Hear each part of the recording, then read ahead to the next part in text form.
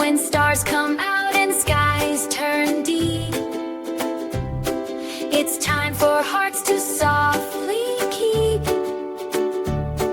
the love of God, both big and small, to share with others, one and all. Be kind to friends, both near and far. God sees your heart just where you are.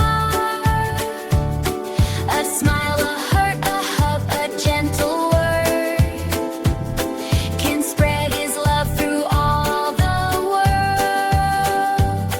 Your God loves hearts that shine, not stun. Show tenderness, that's all, not stun. The quiet ones who help, not stun. Show tenderness that shine, not there. When someone stumbles, who help with care. Daniel and the Lion's Den.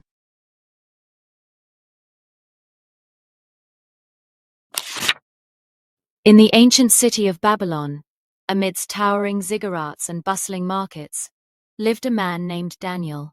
He was known throughout the kingdom for his wisdom, integrity, and unwavering faith in God. King Darius, impressed by Daniel's exceptional spirit and abilities, appointed him as one of 3 administrators over his vast kingdom. Daniel quickly proved himself more capable than all the others, and the king planned to set him over the whole realm. This favor stirred envy and resentment among the other administrators and satraps. They sought to find fault with Daniel, hoping to discredit him in the king's eyes, but they could find no corruption or negligence in his work. "We will never find any basis for charges against this man Daniel.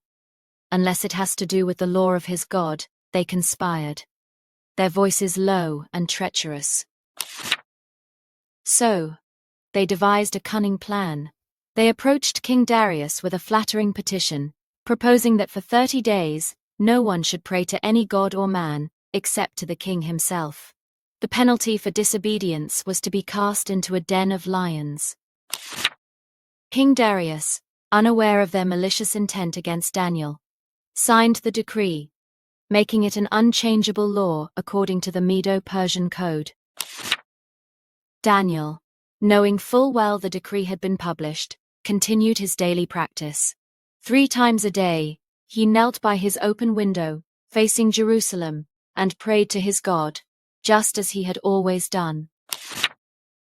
His windows were open, allowing anyone passing by to see him in fervent prayer and thanksgiving. The conspirators, hidden and watching, quickly reported Daniel's defiance to the king. "Did you not sign a decree, Your Majesty?" They pressed, "that anyone who prays to any god or man other than you for 30 days would be thrown into the lion's den." "The decree stands," the king replied, "in accordance with the law of the Medes and Persians, which cannot be repealed." Daniel, who is one of the exiles from Judah, pays no attention to you, Your Majesty, or to the decree you put in writing. He still prays 3 times a day, they stated triumphantly. Upon hearing this, King Darius was deeply distressed. He realized he had been tricked into condemning his most trusted administrator. He spent the entire day trying to find a way to rescue Daniel, his heart heavy with regret.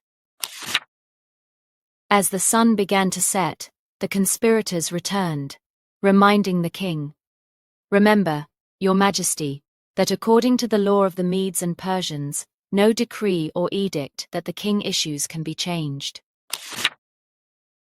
With a heavy heart, King Darius gave the order, and Daniel was brought and cast into the lion's den. Before Daniel was lowered, the king said to him, "May your God, whom you serve continually, rescue you." A stone was then brought and placed over the mouth of the den, and the king sealed it with his own signet ring, and with the signets of his nobles, so that Daniel's fate could not be changed. That night, King Darius returned to his palace, fasting and refusing any entertainment. Sleep eluded him, his mind consumed with worry for Daniel. At the first light of dawn, the king rose and hurried to the lion's den, his heart pounding with a mixture of dread and a glimmer of hope. Approaching the den, he called out in an anguished voice, "Daniel, servant of the living God, has your God, whom you serve continually, been able to rescue you from the lions?" From within the darkness of the den, Daniel's voice calmly replied, "May the king live forever. My God sent his angel, and he shut the mouths of the lions. They have not harmed me, because I was found innocent in his sight, nor have I ever done any wrong before you, your majesty." King Darius was overjoyed. He immediately commanded that Daniel be lifted out of the den. When Daniel was brought up from the den, no wound was found on him, because he had trusted in his God. The king then ordered that the men who had falsely accused Daniel be brought and thrown into the lion's den, along with their wives and children.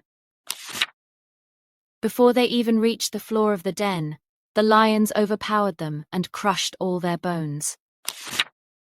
Then King Darius wrote to all the peoples, nations, and men of every language throughout the entire world, "May you prosper greatly. I issue a decree that in every part of my kingdom, people are to tremble in fear before the God of Daniel. For he is the living God, and he endures forever. His kingdom will not be destroyed. His dominion will never end. He rescues, and he saves.